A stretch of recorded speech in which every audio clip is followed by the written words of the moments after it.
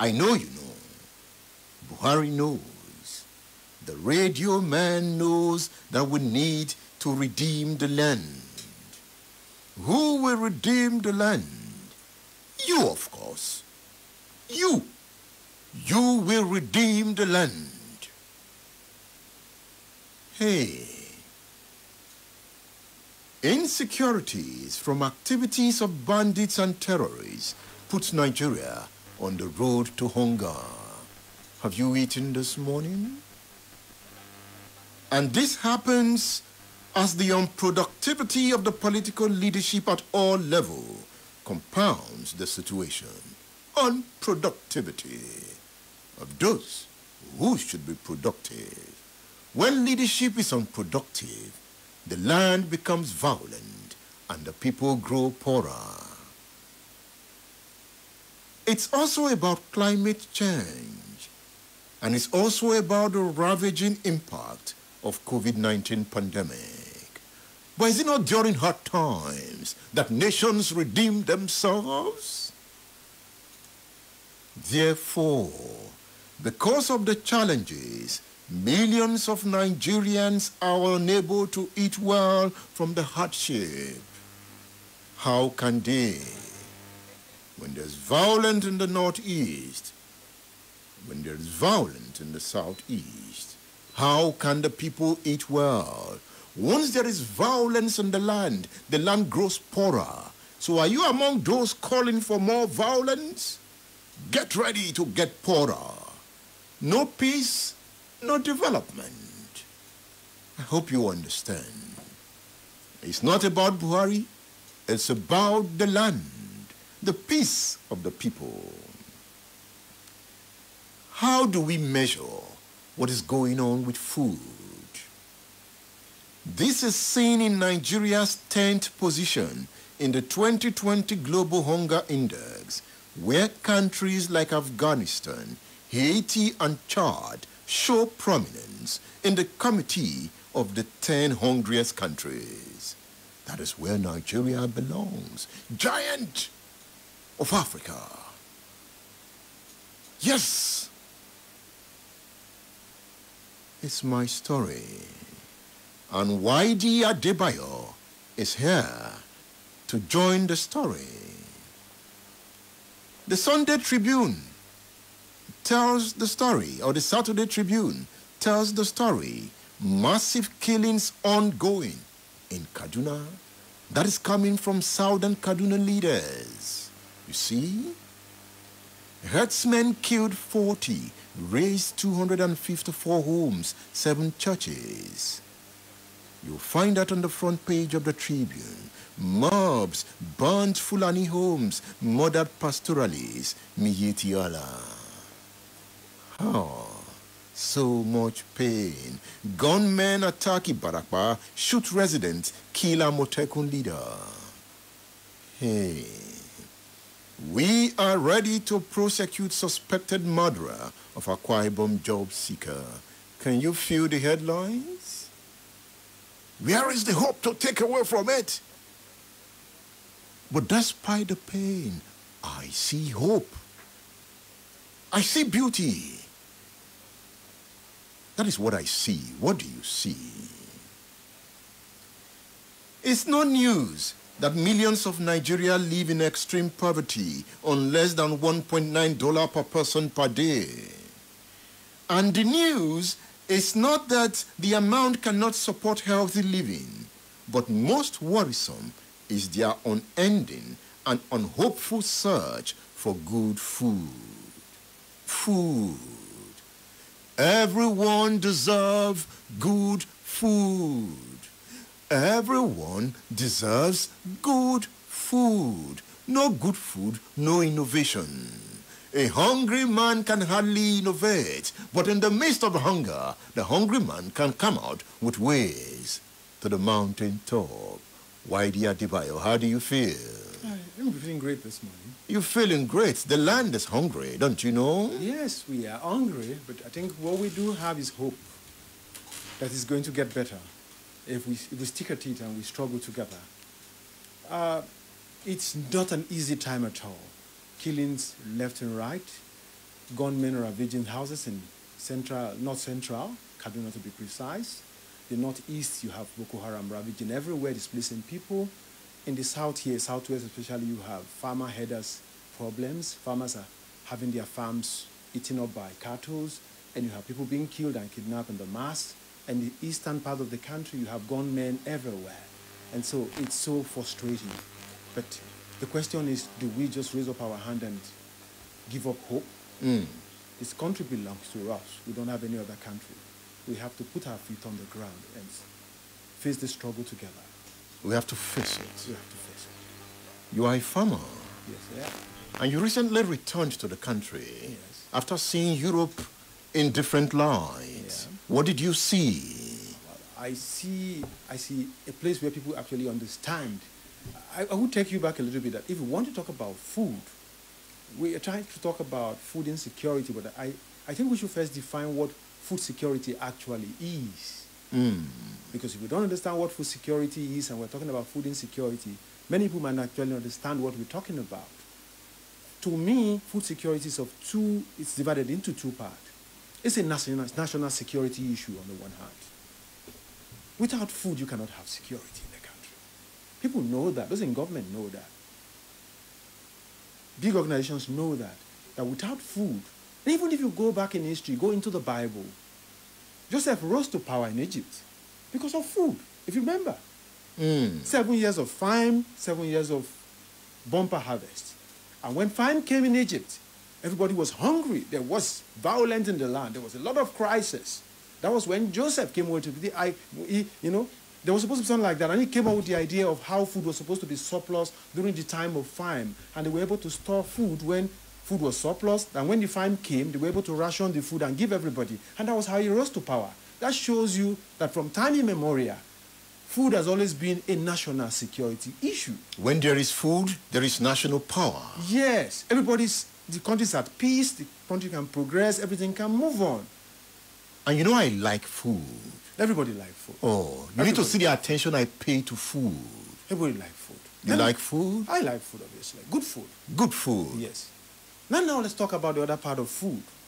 Apart from national security, food as national security. To people, we're talking of access to food that is adequate, that is nutritious.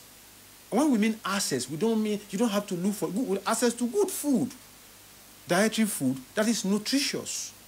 Balanced diet. Yes, balanced diet. You don't just eat food for eating's sake or because you are hungry. You eat food that will make your body okay, healthy, not just consume things. That's why Nigeria is I think the number 2 country with the highest amount of stunt children in the world.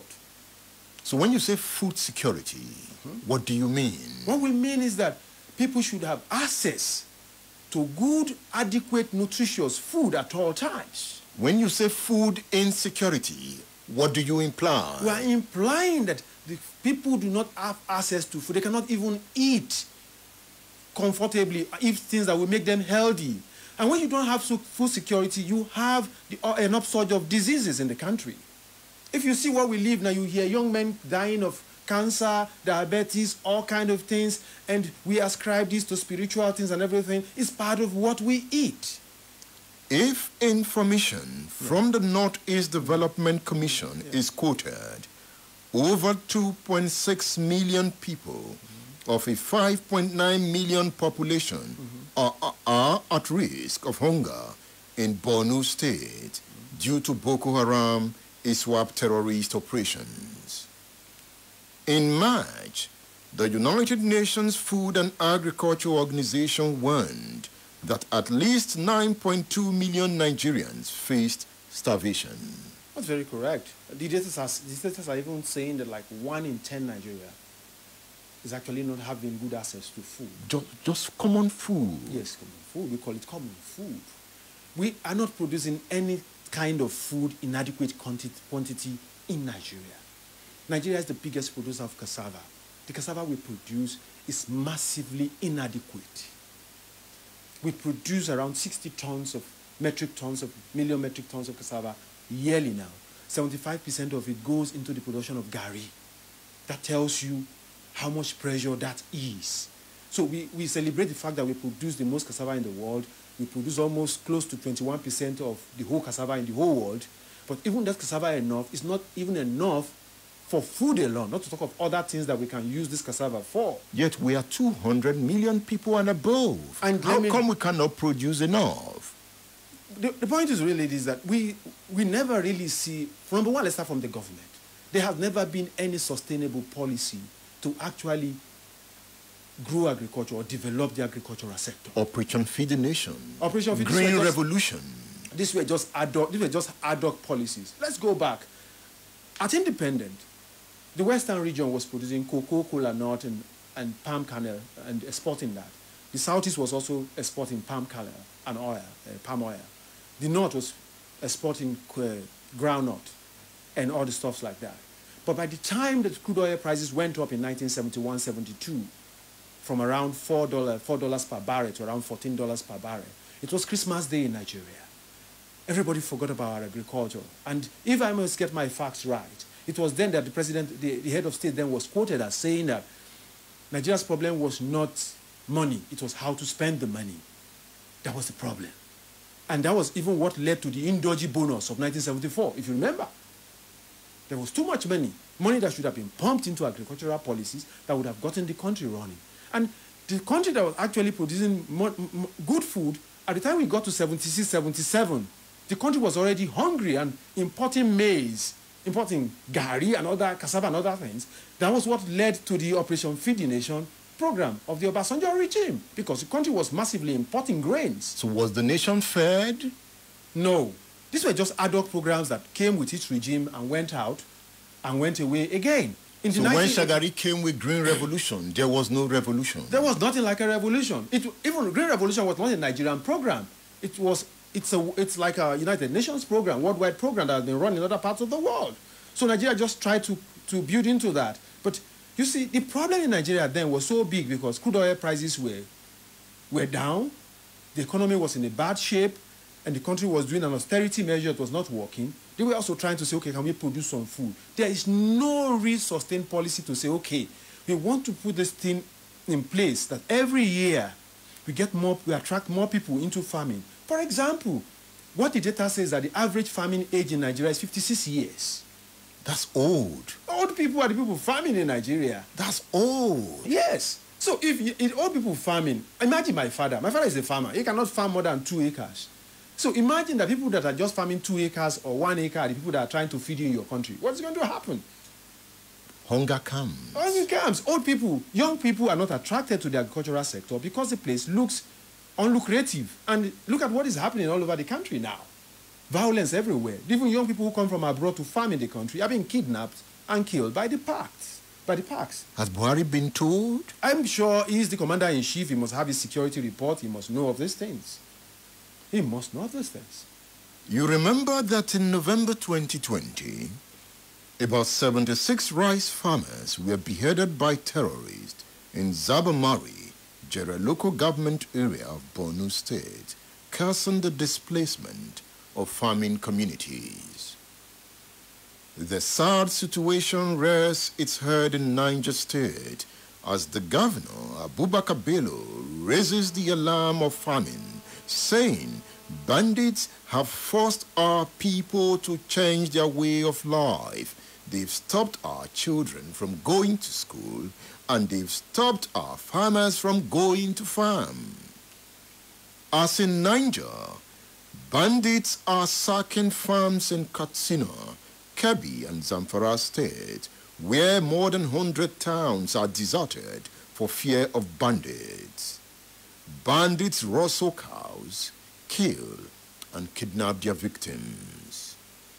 Also heavily hit is Benue State, where the governor Samuel Otom complains of the displacement of over 1 million persons in 8 of the state's 23 local government areas. You saw peace in Europe. Mm-hmm. What is the power of peace? The ability to be the best form of yourself. The ability to innovate. The ability to think outside the box. But when every time what you think about is survival, how to get your next meal, You are going to your farm and all you think about is whether somebody's going to kidnap you on your farm. Do you think that way? Ah, well, I think that way sometimes. When you go to your farm? You think so that sometimes anything could happen. Anything could happen because if you hear stories around you, you'll be foolish or foolhardy to think that cannot happen to you. You still go to your farm? I still go to my farm, obviously, because I think it's for the greater good. I farm not for myself. I'm farming so that my community can move forward because I'm trying to do what we call an holistic form of agriculture. And what we're saying is that you have, in your own farm, you have farms, you have cattle, you have water systems, such that it's a living being on it. The farm is a living being on itself. You have trees, you have everything. So you have a complete set of things in one place. You grow things without using fertilizers and everything. So it's what I want to be able to teach people around me, to work with people around me to do. So I don't think any kind of sense of danger would kind of drive me away from that. You are also a researcher, researching on agriculture and economy. Yes. Now, what do we do to stop this hunger? Number one, if we say policy now, we're probably making a mistake. The biggest problem to agriculture now is violence. All over the country. All over? Yes. We need peace and security of lives and property. Many farmers have been displaced, both in the south. I have friends, even in Ibadan here, who have farms in Ibadan, who have only tales of woes to tell. I have a friend who had a cassava farm of about 20 hectares, and he was very happy that it was maybe harvest season, and he came back the next morning, and cattle have gone right straight across the farm, ate almost everything on the farm. I don't know. I have another story where somebody, herders just put fire in the cashew farm of somebody. It's in the papers in the last few days. And this is also in the southwest here. So farm is already, without any kind of violence or molestation or this, farm is already a risky business on its own. So farming is under attack? It's under attack itself. And the people go hungrier? Yes. People go hungrier. Has Buhari been told? I'm sure he knows that, like I said before. He is the chief security officer. Security reports tells him all the things that are happening. What we need now is the government to take firm action against violence everywhere. Arsonists, kidnappers, herders who have become criminals. That Sheikh Makinde should also take action. It should. Or your state is more like an agrarian state. We rely more on agriculture. And if farmers, especially the ones that are a little bit bigger, who could make the difference, are being kind of frightened all the feed, it's going to be problematic.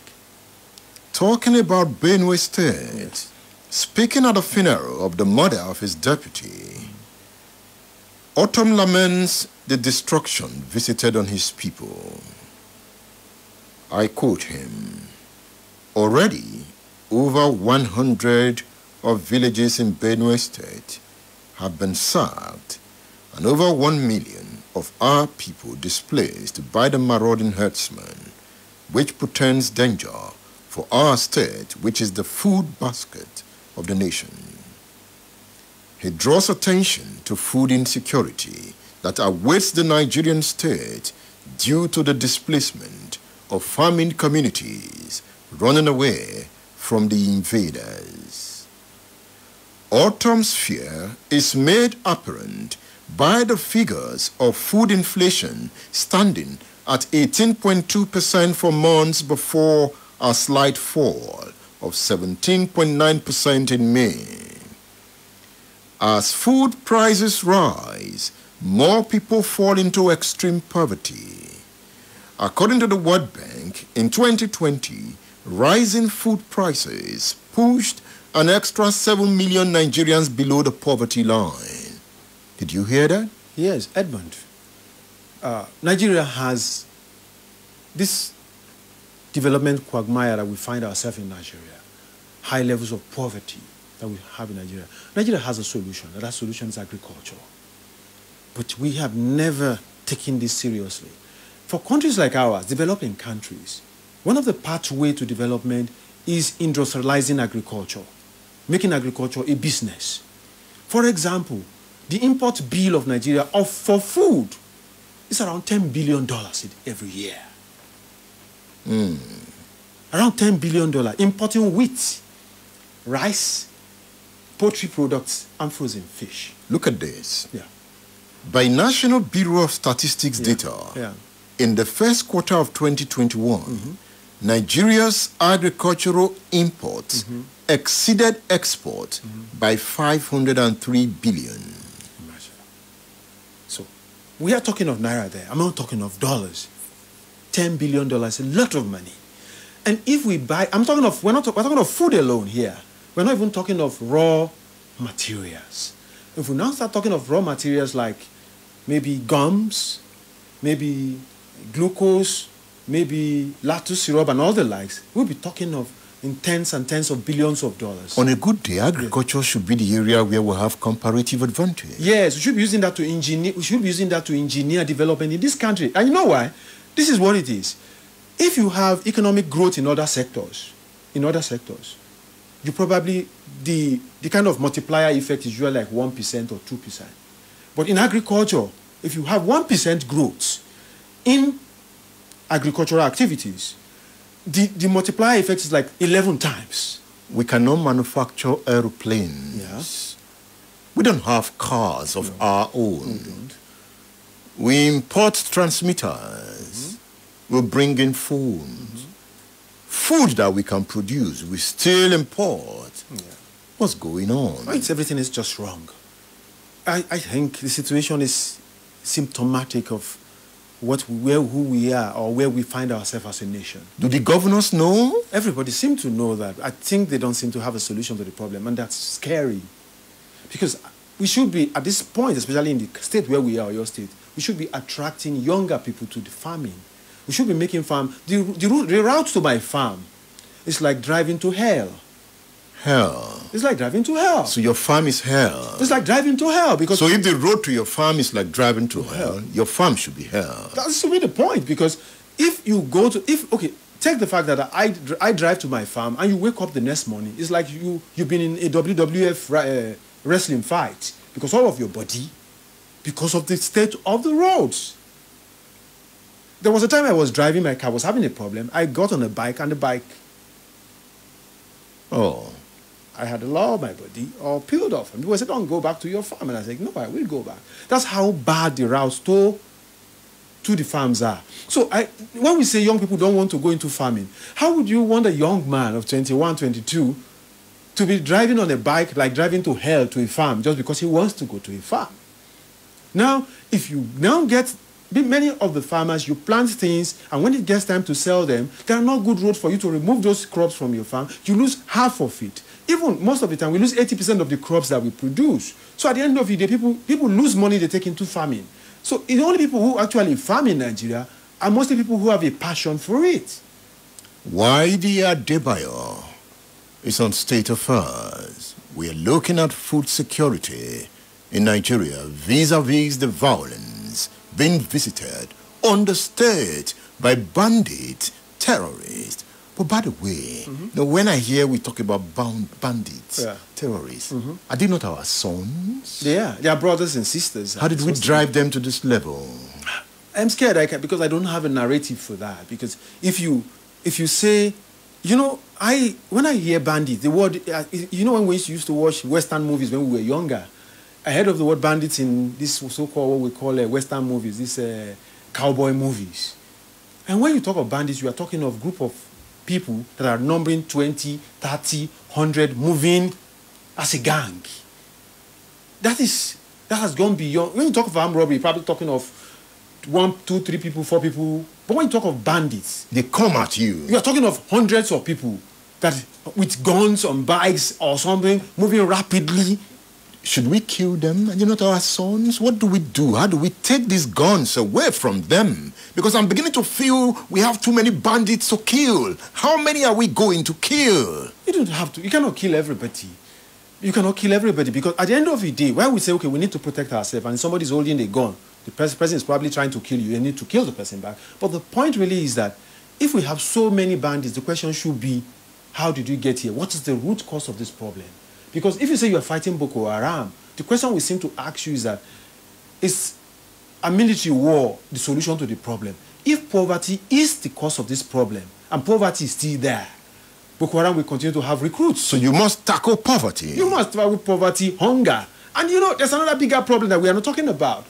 Nigeria is about 100 million. And another frightening thing is that the data have been saying the population will double in 2050. So Nigeria probably have a population of very close to 400 million in 2050. If you cannot feed 200 million now, how do you feed 400 million in 25 years' time? When there is life, there is hope. We'll be back after this break. Don't go away. State Affairs with Edmund Obilo is live. Splash FM 105.5. Àwọn tó kán létí wọn mọ ohun tó dára o. Kásìsì máa ni wọ́n ń lò. Kásìsì ìmọ̀ ẹ̀rọ òde òní náà fi ṣe. Kásìsì ó dára kì máa í mòrò. Ó tún ṣe ege sí òde òun tẹ́ bá fẹ́ o. Ó lè kókó. Ó dára ó rẹwà ó lànà pẹ́. Ó lè kókó. Ó dára ó rẹwà ó lànà pẹ́. Prestige wà. Lẹ́gẹ̀dì gan ìyẹn ò lẹ́gbẹ́. Diamond wà. Crystal pẹ̀lú Supreme tó dára. Ilé iṣẹ́ Nigerite ló ṣe wọ́n jáde o. Nigerite Calcicil tó táwọn yọjú. Calcicil sílẹ̀ tí ilé iṣẹ́ Nigerite fìmọ̀ ẹ̀rọ ayé òde òní gbé jáde. Ó rẹwà, ó le koko, ó lálòpẹ́. Bàbá ń bá rí ẹ̀ ní pé kì í mòoru. Ó yàtọ̀ láwùjọ àwọn sílẹ̀. Ó tún ṣe gẹ́sì pèlè-ìpèlè. Bẹ́ẹ̀ owó rẹ̀ mọ̀ níwọ̀nba. Ó sì wà ní gbogbo ilé ìtajà Nigerite jákèjádò Nàìjíríà. Nigerite Calcicil ó ju sílẹ̀ lásán lọ. Need to see the best performance? Thank you. In person? With almost 100,000 Instagram followers and over 100,000 followers on Twitter. Wow! And more than 250,000 followers on Facebook. Our followers are our greatest assets. Join our social media family for breaking news, daily information, and giveaways. On Instagram and Twitter at Splash FM 1055. On Facebook at www.facebook.com/Splash FM 105.5. Guy, you don't see that new funny video for Twitter? That one with the boy. You mean this one? What of that brother Shaggy News Kitty? Where they circulate WhatsApp? Oh, this one. What of that meme? Where the guy? When mouth open like this, bar. Mr. No You Talk. Which data you they use know all these things? Now, Glow new data plans get me. Are you serious? With just 50 naira, and they get 50 MB. And with just 100 naira, and they get 150 MB. We have to use chat or browse on top Facebook, WhatsApp, Twitter, and even Snapchat. Don't dull yourself, oh. Dial *777# now. Make you begin the browse, they go. Glow Unlimited. Délé pàdí mi tó já ejú. Wàá ṣeré ọmọ ìyá mi. Ìgbà wo ló tún ṣẹ̀ṣẹ̀ já ẹṣin ọkọ̀ tuntun eléyìí? Ọkọ̀ tuntun báwo? Ikọ́ ṣoṣo tó mọ̀ mímọ̀ náà ni. Irọ́ ni o, ní mọ́tò tó ń fojoojúmọ́ gbowó lọ́wọ́ ẹ̀. Báwo ló ṣe ṣe tó fọ́ dàbí tuntun báyìí? Iṣẹ́ ọwọ́ Service King lórí yẹn. Ẹ bá fẹ́ tí mọ́tò ṣe, ó dàbí tuntun jáde Service King. Bẹ́ẹ̀ni, Service King tó sọ mọ́tò di tuntun bí ìyàwó àṣẹ̀ṣẹ̀ gbé. Èyíkéyìí ìtọ́jú ara ọkọ̀ tẹ́ fẹ́ ṣe bó bá jẹ́ mechanical bó jẹ́ body work ẹ dá gbogbo ẹ̀dá Service King. Àwọn akọ́ṣẹ́mọṣẹ́ pẹ̀lú iṣẹ́ ìgbàlódé ni wọ́n fi sọ mọ́tò di tuntun lọ́dọ̀ wọn. Èyíkéyìí pàtó ọkọ̀ tẹ́ bá fẹ́ direct ni wọ́n kó wọlé látòkè òkun. American cars, Japanese cars tó fi dórí German cars. Diagnosis ìyẹn àyẹ̀wò ni wọ́n á kọ́kọ́ ṣe kí wọ́n tó dáwọ́lé mọ́tò rẹ̀. Wọ́n mójú léjà ìgbàlódé spray painting tó fi mọ́ baking. Tinútẹ̀yìn ni wọ́n sì fọ mọ́tò fún gbogbo oníbàárà wọn tí wọ́n bá parí iṣẹ́. Bí ọba ni Service King Goa sí plot 36 College Crescent Abel Koyejo layout Òkè Àdó Ìbàdàn 091-3538-0000. Service King ọba tó ba lórí gbogbo mọ́tò. Splash FM 105.5.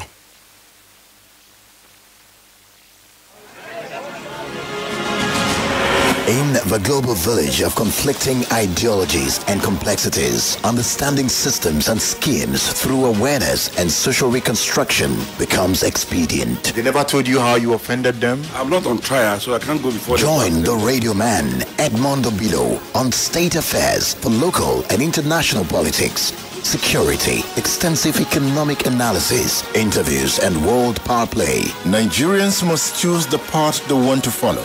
follow the same looters and sponsors of violence who control the political structures or encourage the formation of a new leadership team. Be a global citizen and join the radio revolution on State Affairs. State Affairs with Edmund Obilo. Radio just got deeper.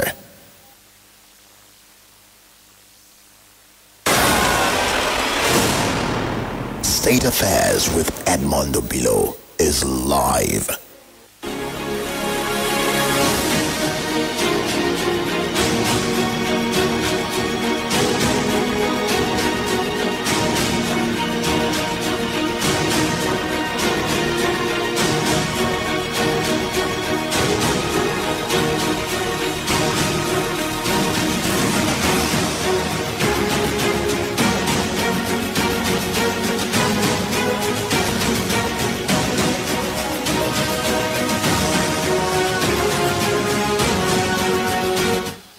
Yes, I can see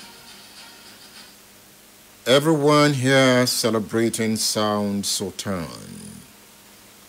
I can see messages saying his soul should rest in peace. Makestos Additional Shino says it's so sad that Sound Sultan left at a time when his spirited sounds and lyrical contents are much needed to keep the government on their toes. Philip Akudwadu Edema is enjoying the celebration of Sound Sultan.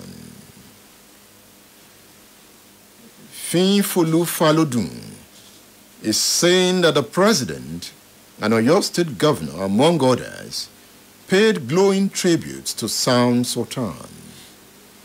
The true tribute will be them making his songs their personal anthem and doing right for the people. Sound Sultan, such a distinct voice, Fin concludes.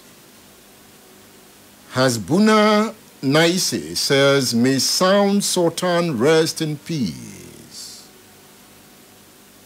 And this is coming from Amadi Lawson. He says, hello, Radio Man. Adebumi Adeoba, I can see you saying the man on radio. Kende Theophilus Adewale, good morning. I can see you here. Tinuke and Chichi grew up with Sound Sultan. They are with me on the show. Tinuke speaks from London. They continue the story. A lot of people didn't know, but he was very religious. I think that also shaped him a lot. He was from a religious family, but you can be from a religious family and deviate. But he himself stood firm, and that you could also see that when he eventually married. He married, I won't say she's like a school daughter to me, you know. Yeah. In the community, his wife, his beautiful wife, you know, she was a Christian. She's from a different background, but no barriers about that, you know. It wasn't easy at the beginning, but everything sorted itself out. And she eventually became a Muslim. So that's for you to know the impact, you know, he was able to impact so much in his wife. Even before they got married, she became a Muslim. How come we did not see that in his music? How what? I don't agree. We actually well, did. No, did Islam? I mean, did Islam? He did not really showcase Islam in his music, or did he? He was not a religious singer. I don't think he was not a religious singer. He didn't. He was liberal. Let me just use that word. Mm. He didn't. Because he believed music was passing the message across to all. You know, that was, and he was very good in drawing. He was very artistic. He's very creative. Very, very, he was a good artist. He used to draw a lot. He used to draw a lot.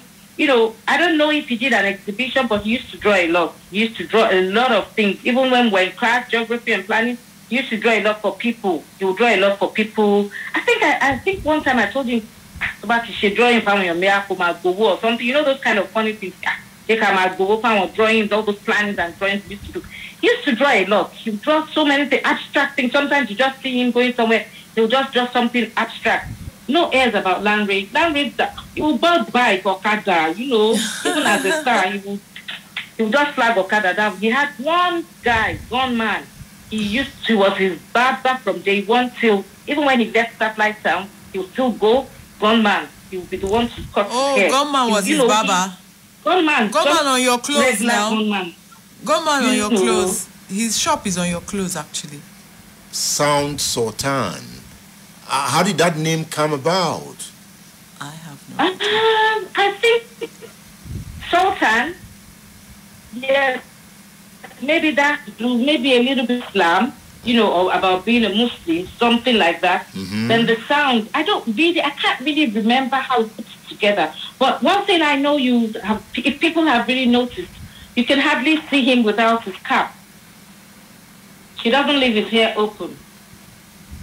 Either he has a bowler hat, he has a face cap, he has something, you know, just to signify, you know, it's like a symbol, you know, humility symbol of being, you know, a revered Muslim. You know, most people, when you're into music, entertainment industry, the media, you could have, you know, all this fashion trends of dreads and stuff, and he never did. He never really did. Even if he did, I never think he exposed it. You get what I'm saying? Yeah. Maybe spotting waves. You know, then you just use spotting waves to make your hair spotty and wavy. But he always had a face cap, always had something on his head. He was, you know, he was that kind of person. Landray. He went to his primary school was Stepping Stone. Primary school. Then he went to FGC Obilo. He was a very strong member of Ansarudin, even up until he passed. You know, they were still saying of the things he still did while he was still on the sick bed, which people didn't even know. Some people were telling me he did something. He's been doing something on Twitter for like a Muslim program. He was doing that all while he was still on his sick bed. Nobody knew. It's called Ejisari, like waking Muslims up for, you know, time to fast, time to start your fast. And he was doing love, giveaway. He was like that, selfless. State Affairs with Edmund Obilo is live. Monkey we walk the chop. Ninja. You dey walk, you go chop. That piano on beat. Push to the limit. You for the push to the limit. What else? Sound Sultan, Sakode. You know some money, no the problem.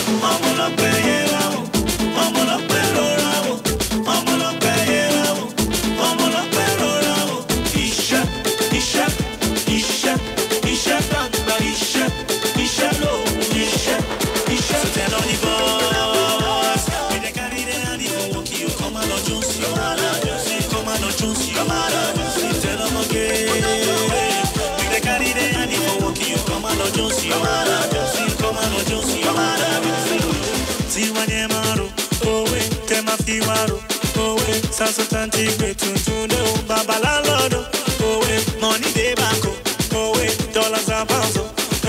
I take the rain as showers of blessing, but someday expect sun. If you never balance, just continue gallant. God go put you in a better position. You go back your Ferrari for mansion. You will never yet undergo sufferness. No go know how to chop in the dough. But I don't put yourself for illegal position. No more now, go. I'm gonna pay it out. I'm gonna pay it out. I'm gonna pay it out. I'm gonna pay it out.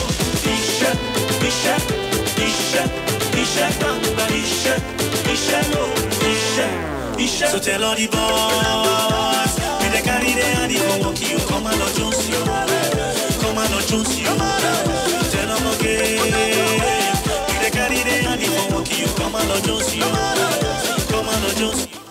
Celebrating Sound Sultan.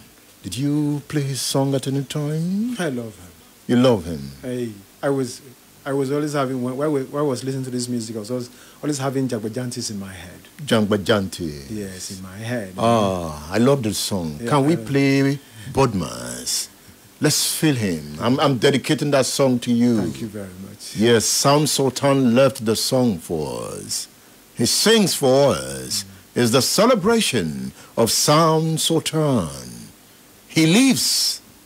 He lives. All stand, greet. Good morning, sir. Good morning. You're welcome to Jagbajantis High School. My name is Sound Sultan, your new mathematics teacher. By the way, do you understand pidgin English? Yes, sir. Okay, now what we go use henceforth? Okay, carry your paper. Carry your paper. Same for my class. People of this world, them plenty.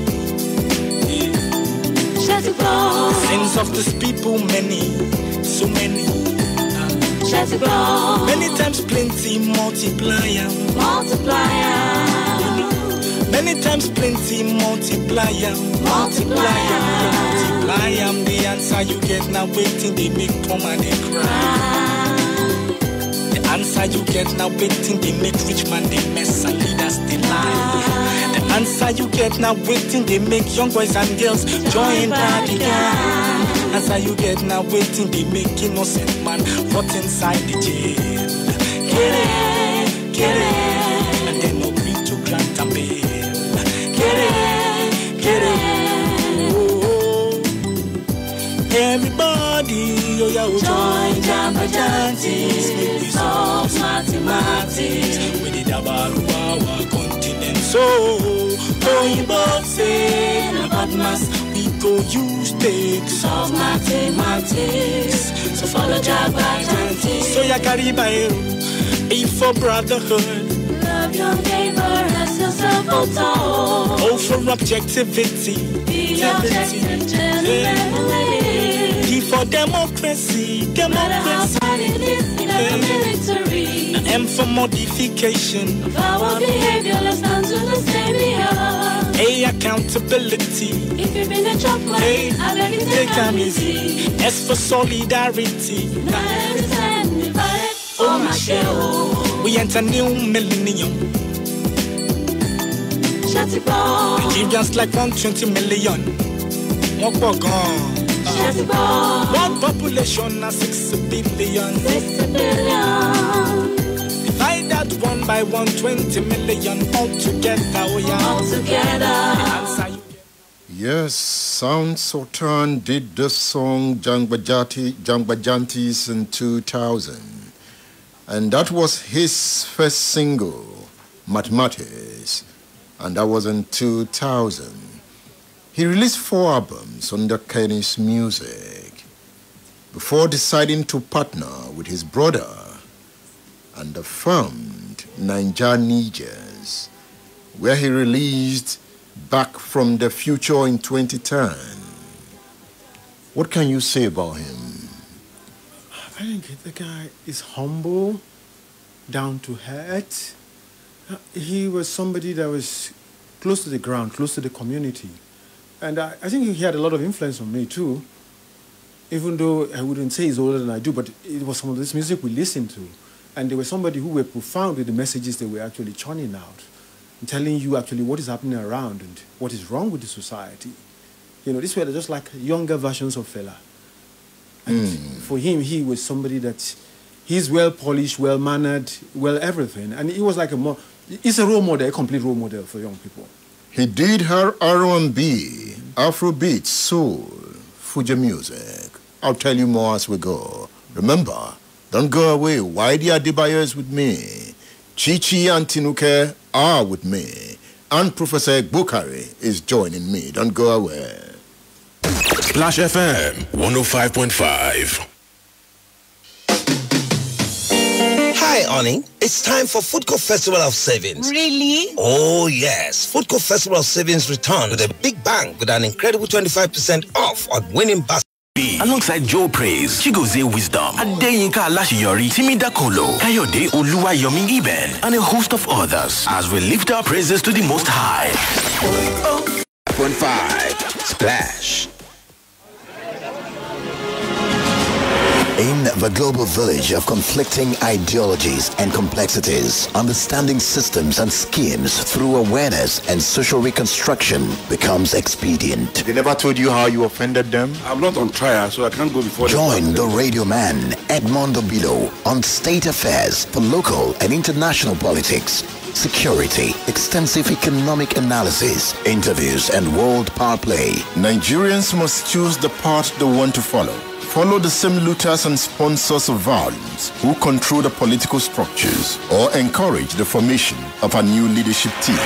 Be a global citizen and join the radio revolution on State Affairs. State Affairs with Edmund Obilo. Radio just